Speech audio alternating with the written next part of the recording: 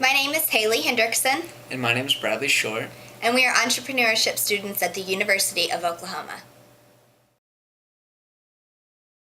When we first started our task of figuring out where exactly we could help women in prison the most, we realized that we're at a unique position where our entrepreneurial skills could be the same ones that inmates need to better their lives and their communities when they're released from prison.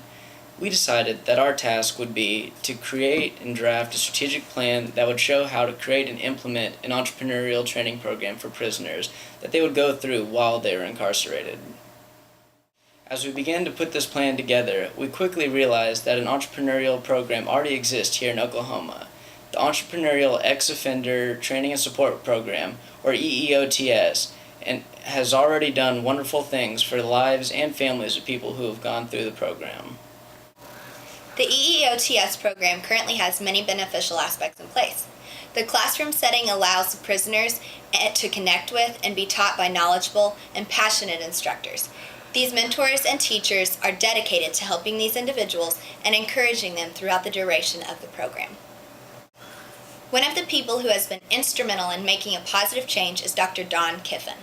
He is the program manager for the current EEOTS.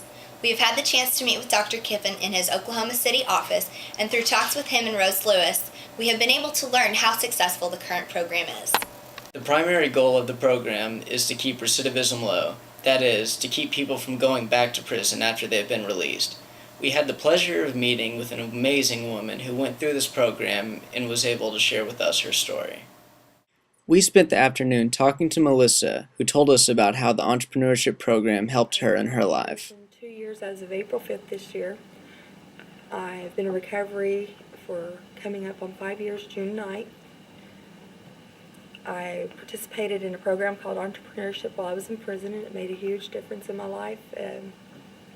It impacted me in a way that it encouraged me to do different things and encouraged me to change my life.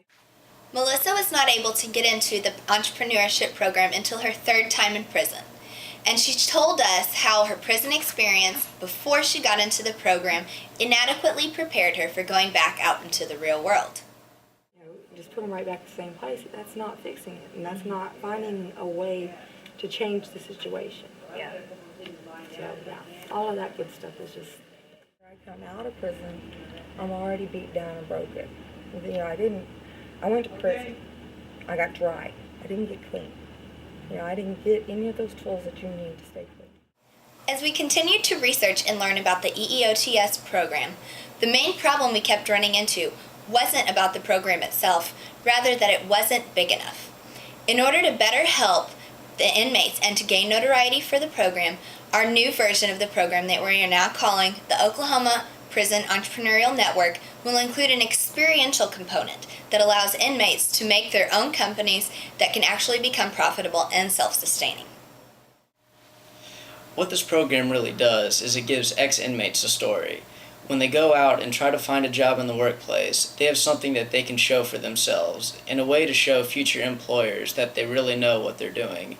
They know how to come up and make something work, how to deal with problems that they encounter, and how to get through them and run an effective business. The current EEOTS program brings incarcerated women into the classroom to learn life skills and how to implement a business plan.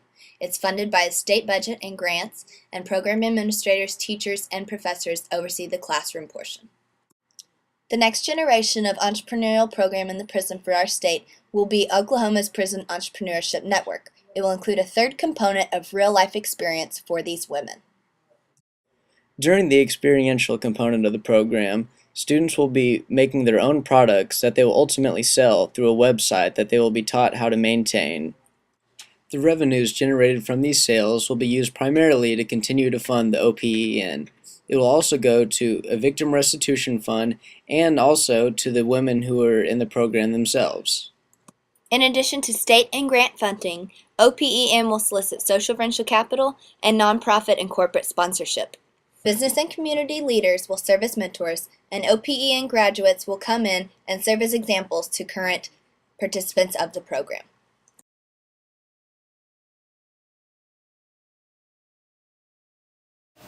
Very often, when women are released from prison, they go back into the same situations that they were in before they were incarcerated.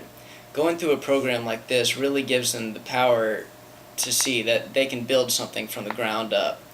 When they're in this program, they'll be building a business from scratch, but this really gives them the same sort of tools that they need to basically rebuild their lives. Many times, they don't know anything else than the lifestyles that landed them in prison in the first place. And when they learn this, they'll be able to build a life for themselves and for their families that won't put them back in the prison system or take them out of society where they really want to contribute and flourish. And all we see on the news is the negative stuff. But they don't see what you guys are doing. They don't see the good stuff out there. They don't see what we're doing. They don't see what Mr. Lawyer's doing. They don't see what a lot of people, are trying to do and trying to make a difference. Those type things never make the news. It doesn't sell. But to scare somebody, oh, we got some crazy guy running around. That's what sells papers. So. Working on this project has been a wonderful, eye-opening experience for our team. We are very thankful to Dr. Kiffin, the DOC staff, and Melissa for their help, and we are excited to present our recommendations to the EEOTS directors.